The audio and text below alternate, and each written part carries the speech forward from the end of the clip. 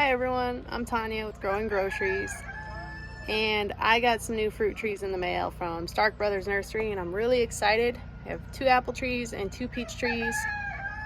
They're all semi-dwarf varieties, and I'm going to show you what to do, or at least what I do, or what I'm going to do today with these new fruit trees and how I'm going to get them in the ground. We're supposed to have some cold weather coming here soon, so I want to get them in the ground today so that they can get settled before it freezes. So first thing first, when unboxing them, you got to be really careful not to damage or break any of the trees or their roots. So I've got 4 trees in here. 2 are roots on this side, 2 have roots on that side. They're just back and forth. So when you take them out, make sure they're not tangled up. See, like this one has some roots over the top of the other tree. You want to make sure you are really careful with it. Get them out, and then you put them in a bucket of water so that the roots can soak up water for several hours before you get them in the ground. All right, got them in a bucket of water. I'm gonna let them soak, and I'm gonna go pick a spot in the yard to put them. I'm thinking it will be right over there somewhere. I think that's where the orchard's gonna be. Gets great light, and it's a big open area. I've got my main garden's gonna be over there. Corn patch will be back over here. So yeah, it seems like a good spot to have an orchard. You wanna make sure you have good draining soil wherever it's gonna be. You don't want it to be somewhere swampy like we have an area over here that has standing water in it fairly often after rain. So you don't want it to be somewhere like that. And you want to make sure it's somewhere where the dogs and the kids aren't going to run into it constantly. Get her looking away like she's not guilty. Hi, Lena. Hi. All right, everyone. So in order to plant these trees, I soaked them for just shy of 2 hours. You don't want to do over 2 hours because it can drown them. So what I'm going to do is I have the roots, I gently spread them out. We dug a hole that's about 2 feet wide and about 1.5 feet, 2 feet deep. And we're going to put them in. We want to make sure the roots have plenty of space. So we'll actually widen this hole a little bit so that the roots have plenty of space to go out. Okay, so this hole is a little bigger than 2 foot wide, and it's about 1.5 feet deep. Well, about 1 foot deep there on that end, but this end's a little deeper. And this is my apple tree here. This one has the biggest root ball out of all of them. And I wanted to make sure the roots have plenty of space to spread out. So you don't want all of them to go in the same direction. So you want them to grow out. So we'll have them kind of spread out. I want some going this way here. And you don't want it to get root bound. You don't want the roots to go in a circle like this. So like I'm gonna dig this part out more so that these roots can go straight out that way.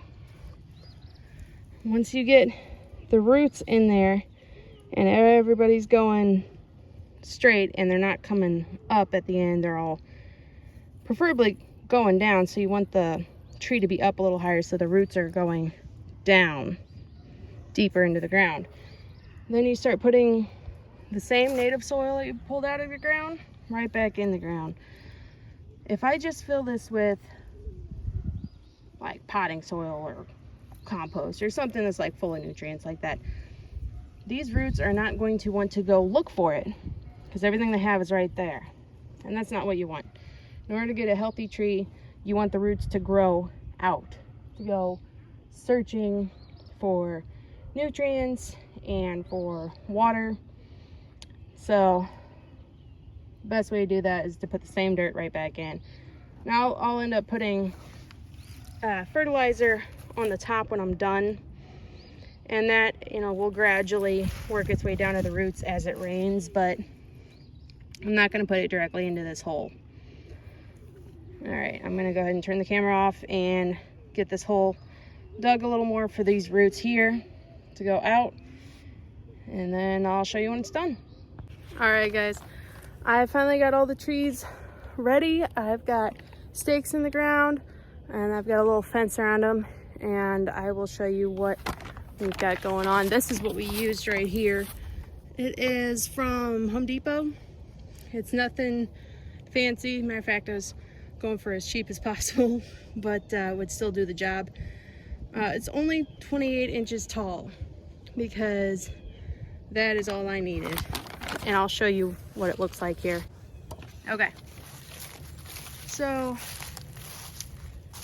after we got them in the ground, we put down this weed fabric, and then we put mulch on top. With your mulch, you want to make sure you do donuts, not volcanoes. Meaning, see how I've got it? It looks kind of like a moat.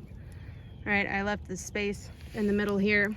You don't want the wood chips right up against the bark because it will promote rot and disease on your trees, and you don't want any of that. I probably left a little more space than I needed, but I know that over time with rain, because this is a hill going this way, it's a little bit of an incline, that the water is going to push wood chips towards the bark, so I left a little extra space.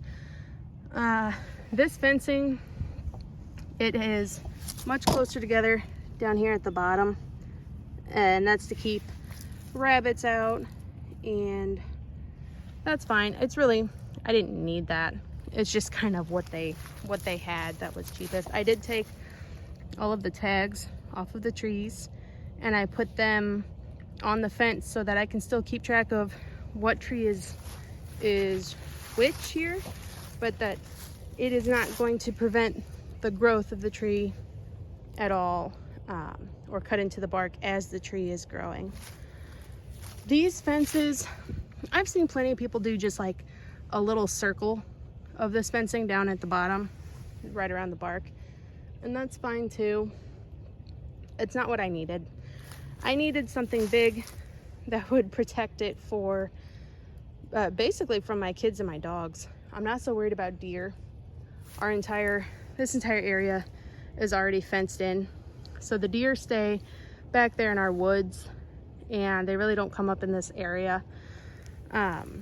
This is mostly to keep my dogs from running into the trees and the kids from running into the trees when they sled in the winter, or when they're riding their little bikes or big wheels down this hill here. I don't want them running into the trees. So all 4 of them have these little cages built around them.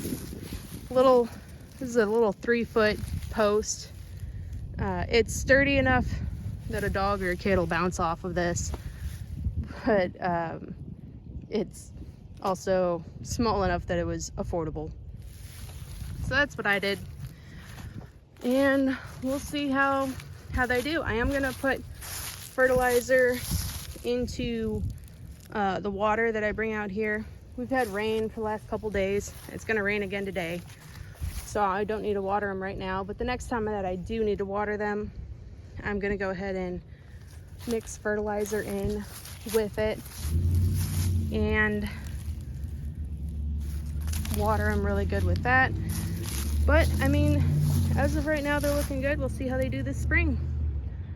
Thanks for watching.